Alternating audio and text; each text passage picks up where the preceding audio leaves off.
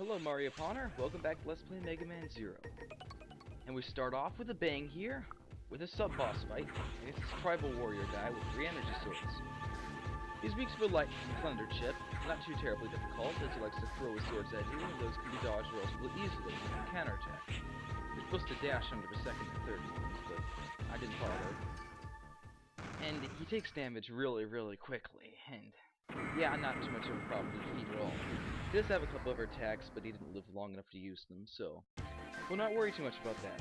And so we continue off the level. We are near the end, though, but this part of the level is easily the most annoying.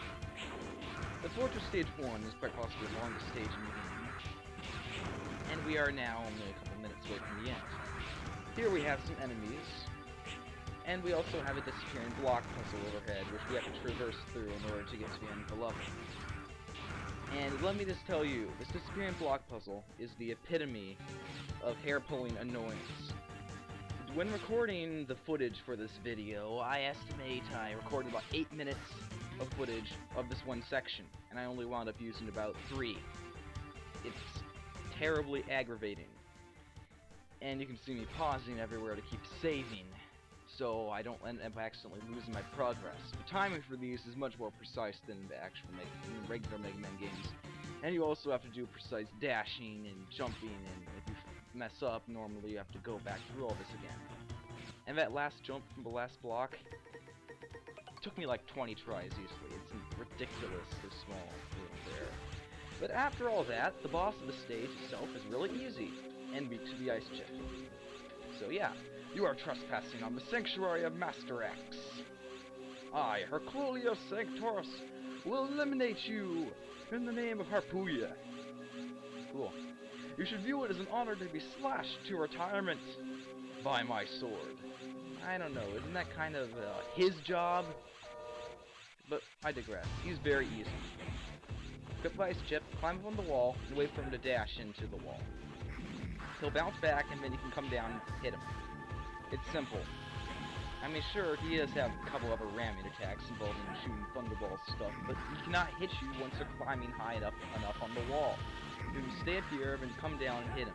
It's really easy, and after that disappearing block puzzle, it's almost kind of insulting. Well, whatever. With minimum effort, he goes boom, and you can pick up a useless side barrel if you drop. And that is the end of Fortress Stage 1. And of course, that's not all. We haven't had the boss rush yet. You've disrupted this area. The transfer near your current position has been activated. You should return to base now to take a rest. And so yeah, you can return to the base and refill your health and sort out any cyber elves or anything. You can come back and grind for mana crystals even.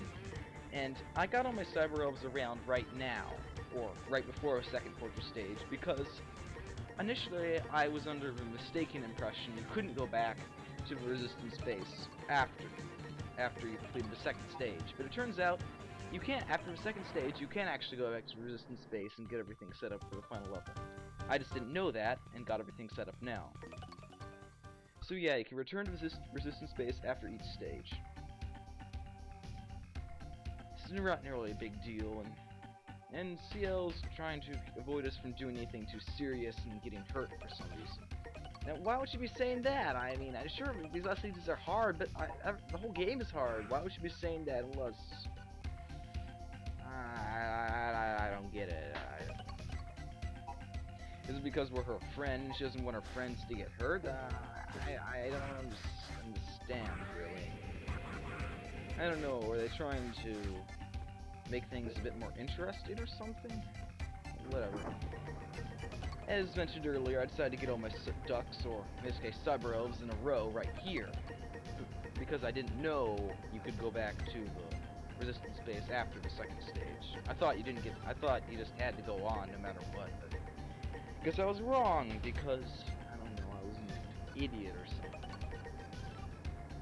No, I wasn't being an idiot last time, I was just being naive.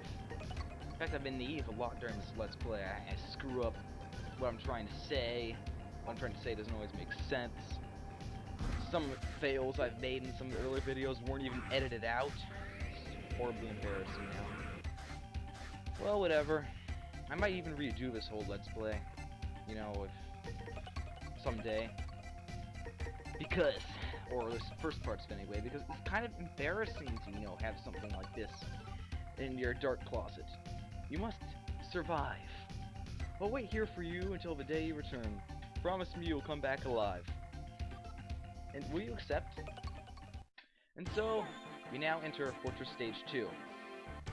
And following CL's request to come back alive is going to be a bit difficult, because this is the hardest level in the game. We start off with this elevator section, moving upward with a lot of enemies. It's probably best to use the Buster to take out these enemies here, considering how they have ranged attacks and are out of easy reach of your sword. But I didn't think of this because I'm an idiot, and well, you know, this is Mario Ponder's YouTube channel. We don't do 2 takes. Something like that. And anyway, if you leave the elevator behind, you're in big trouble, because you really can't get up without it.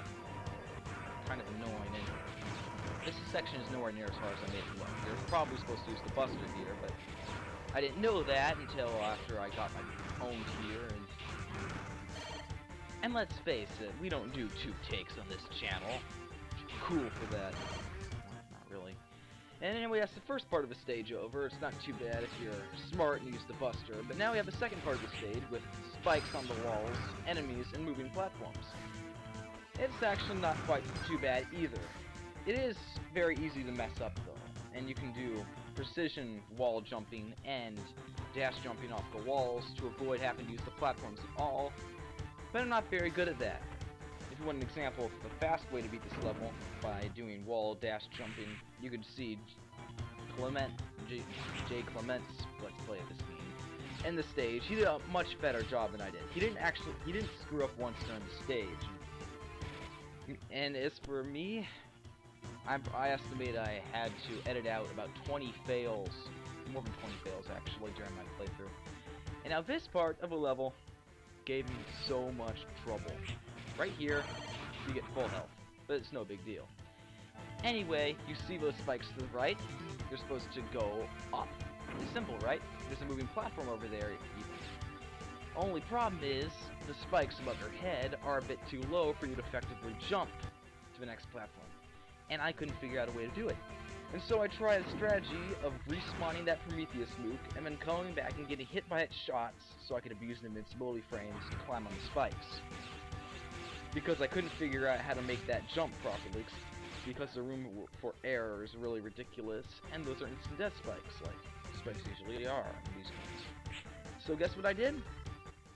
I managed to get hit by his bullets at just the right time, but that took something like 25 attempts in order to be able to get hit by his bullets at the exact right time. But after that, you're still not out of the woods with a couple more annoying turret enemies, which would be a good idea to be taken out with a Buster. About right about now, I realized this, and so I quickly gun him down. We still have the awesome music from the first Fortress stage called Enemy Hall, and there was actually a remix of this on the Mythos remastered soundtrack project. It was really, really good. I really enjoyed the song, and the remix is even more awesome, or the remastering. And now we have a section with more turrets on the walls and these blocks which have electricity poking out the sides. It's more annoying than it looks because there's spikes in occasional places. It's pretty easy to fall and requires precision jumping, and it's really easy to get your health sapped down more than anything else. There's an extra life there which I do not need. I don't really know. I don't think you can get more than 9 lives in this game. It might be like Megaman X1 where you could have more than 9 lives, just would show up as you having more. No, wait, no, I'm wrong. You could only have 9 lives. In all the Mega Man games, I think. That's the reason why I still have 9 lives. I've been abusing save states, but I already said that earlier in the video. Or in the series, Macula even. With all that, we're at the end of the stage. It's pretty long, but not as long as the first Fortress stage. And we are at the boss. And most people consider this boss to be one of the hardest in the game. I personally don't find it all that hard, and I will show you why, because it's hard to attack, it's also easy to dodge. And we are all the way up in space. Turns out the tower is really that tall. Well, whatever, and this cutscene for this boss fight is absolutely hilarious, I swear. You are too big to be a slug. just get lost. I just love that line. So now we have the second fortress boss, the Rainbow Devil. He is a goo monster, and his worst attack is where he bounces across the room like that. But just stick by the opposite wall, and when he splits in half, climb up the wall, and wait for him to bounce around the floor for a while, until he stops bouncing, and then you can come down and hit him. And with that, he's pretty much a piece of cake. I'm serious. You can stand over here, he'll bounce around, he'll split off, and then you climb up the wall, you stay up there, and he can't hit you with that attack. And all the rest of his attacks are relatively easy to dodge. You just have to dash to the opposite wall and climb up it relatively fast. Sometimes he moves across the screen like that, and he shoots little blobs out, but that can be dodged easily by climbing up the wall, opposite wall, like I mentioned earlier. If you're A ranked, I think he also does a punch attack, but I'm not A ranked, so I don't have to worry about that. And so I've got one hit point left. One hit point left, and it's very easy to dodge all of these attacks. Because the main problem with him is his bouncing attack. And that can be dodged by staying on the opposite side of the screen and then climbing up the wall. So there's really not much of a threat here. The only problem is your health and resources are probably going to be low after going through the level. Admittedly, I could have done a lot better on that, but, you know, I was wanting to get over with this, considering I don't know how long this Let's Play is taking. It's taken over 4 months, and I wanted to get it over with. So I went ahead and I got it over with. He's weak to the Ice Chip, and you can actually get a whole lot more hits on him. I was just trying to be cautious, given I have 1 hit point left, and saving here was a big mistake. I nearly got owned. I nearly got hit by Rainbow Goo to the face. I also think it's really kind of funny how this boss just has a random Prometheus head in it used as its core. Just like, yeah, what are we going to use for the core? I don't know, just throw this old robot head in here. We don't have anything better to use. I also have no idea how this thing makes any sense. Is it supposed to be a bunch of nanobots or something? Why don't they just make all the robots out of a bunch of nanobots? Then they could regenerate stuff. Speaking of which, how are this thing... Why is this thing rainbow anyway? I know they're trying to be different, because they've got a yellow devil, a green devil, a blue devil, and a block devil, so I guess they're trying to be different and have something that's rainbow colored, but still, this makes me wonder. It's weird. And well, yeah, that wasn't too terribly hard. And anyway, that's Fortress Stage 2 over. God, that was a lot harder than I thought it would be. Oh well, I'm Mario Ponner, and good night to all of you.